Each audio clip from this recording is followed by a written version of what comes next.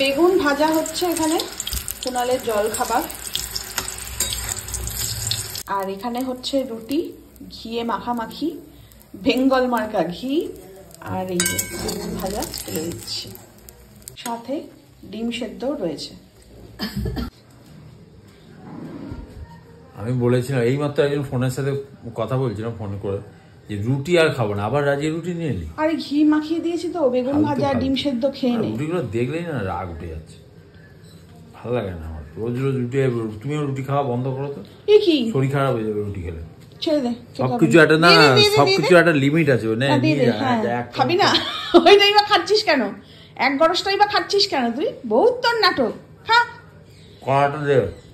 বাপরে বাপ, রোজ বলে রুটি খাবো না, এই খাবো না, ওই খাবো না। বছরের শেষ দিন খেয়ে নিচ্ছি, কাল থেকে নতুন বছর পড়বে, বাঙালি বছর, শুধু ভাত খাবো।